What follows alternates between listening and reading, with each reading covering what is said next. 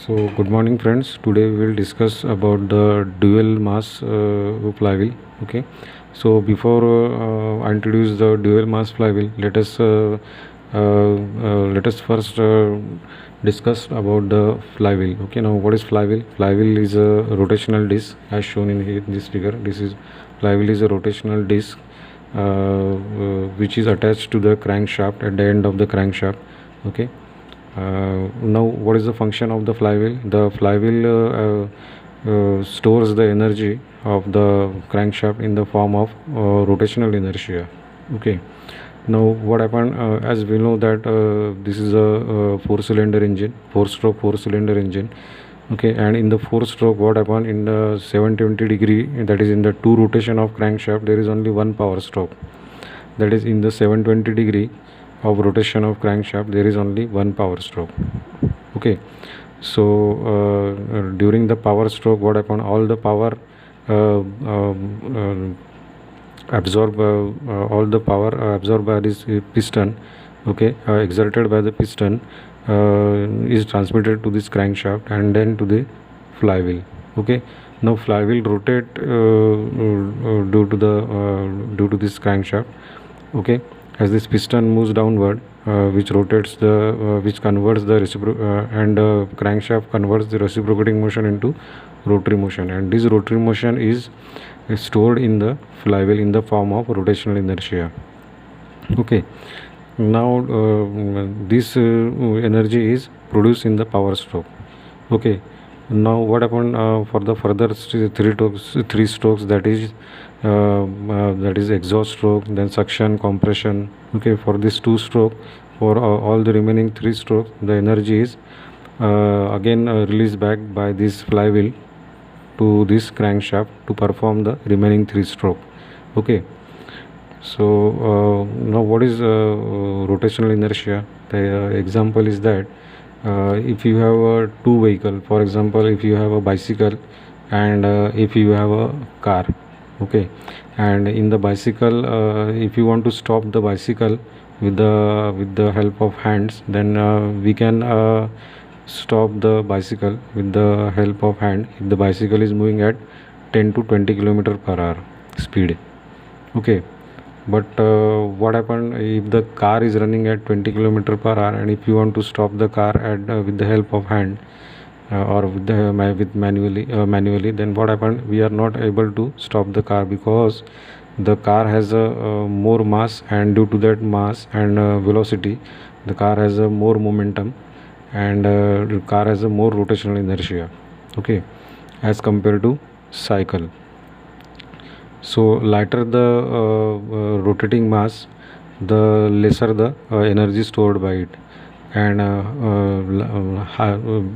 heavier the rotating mass, the more rotational inertia will be stored in it. So the same principle will goes to the flywheel. That is, flywheel is a disc of a heavy metal. Okay, it is made up of cast iron, and it is due to that the weight of the flywheel is high, and so because of the heavy metal, because of the weight of the flywheel, lot of rotational inertia is stored inside it. Okay, so this rotational inertia, this rotational energy is required to overcome the remaining strokes of the engine. Okay, now in case of diesel engine, what happened, as the diesel engine is having the high compression ratio, so more power is required to compress the air in the diesel engine. Okay, because the diesel engine has high compression ratio, so more power is required to more effort is required to compress the charge to the by the piston. Okay, so in case of diesel engine, this flywheel is made up of even higher weight, more thickness of the flywheel is there in case of diesel engine as compared to petrol engine, because petrol engine has a lower compression ratio. So the weight of the flywheel in case of petrol engine is less. Okay, so this is the function of flywheel. So it stores the energy in the form of rotational inertia. Okay, now just at the flywheel, what happened, there is a clutch. Okay, this is a clutch, and these are called as a damper spring inside the clutch. Okay. So whenever the four cylinder engine runs, then what happened, there is a power stroke in every what happened, there is a spike in the engine on every 180 degree of the crankshaft. Okay, as you've seen in this graph, there is a power stroke in every 180 degree in each cylinder. That is, in cylinder 1 there is a power stroke, then in the cylinder number 3 there is a power stroke, then cylinder number 4 there is a power stroke, and cylinder number 2 there is a power stroke. Okay, so there are successive power stroke and there are successive pulses as shown in the figure. Okay, so the power is transmitted transmitted by this crankshaft to this clutch and to the gearbox in the pulsating form as shown in this figure. There the power is transmitted to the gearbox in the pulsating form. Okay, now in this case, as the power is transmitted by this engine to the gearbox in the pulsating form, then what happened, due to these pulses there are vibrations transmitted to the clutch and to the gearbox. Okay, the gearbox and clutch will torsionally vibrate, and there are torsional shocks transmitted to the transmission system due to this pulsating power output. Okay, so due to this torsional vibration, what happened, the life of the clutch and gear will be reduced. More the pulsating power, more there is a wear and tear of the gearbox and clutch. Okay, as well as noise level, NVH level is also high. Noise level and vibration harshness of this engine is also high because of the pulsating transmission of power to the transmission. Okay, so what happened in the modern engine, this kind of torsional springs are used to absorb the pulsating power output. These pulses, amplitude of these pulses are somewhat reduced by these springs. Okay, these torsional springs. But still there are fair bit amount of the pulsating power output transmitted to the gearbox. Okay, which makes the driving unpleasant and uncomfortable, as well as there is a wear and tear of the clutch and gear. Okay, so to further reduce this torsional vibrations, or to further reduce these pulses, what happened, they are introducing a dual mass flywheel.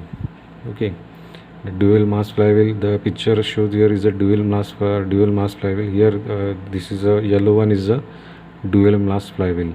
Okay, now dual mass flywheel has another spring present just after the main flywheel.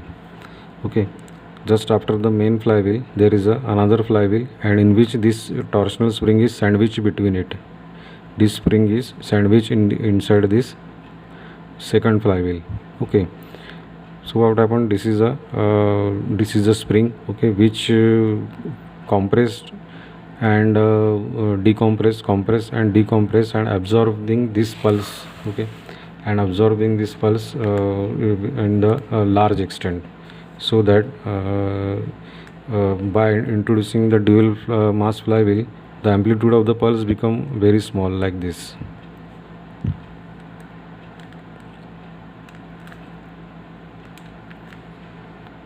Okay, so almost the amplitude of the pulsating output is almost rectified. Okay, so by introducing the dual mass flywheel, what happened, the output pulse by this engine is absorbed by these springs. Okay, by compressing it and decompressing it. Okay, so the primary vibrations are absorbed by these springs. Okay, present inside the clutch, and further damping of the pulses are done by this secondary spring by compressing and decompressing it. Okay, and by compressing and decompressing this spring, the output, the vibration output of the output of this dual mass flywheel is almost negligible. Okay, so almost no torsional vibrations are transmitted to the gearbox, due to which there is no vibrating or there is no vibration shocks present on the teeth of the gears. Okay, due to which the life of the gear become more. Okay, at the same time, as there is no vibrations, the noise level and vibration harshness of the driving shaft is very much low. Okay, more refined power output will be transmitted to the transmission system. Okay, so in the more expensive and luxury cars, these dual mass flywheels are mainly used to absorb the or to almost cancel the torsional vibrations of the engine. Okay, so this is how the working of the dual mass flywheel. Okay, so if you have any comments or any suggestions, please comment me so that I can further explain about this topic. Thank you.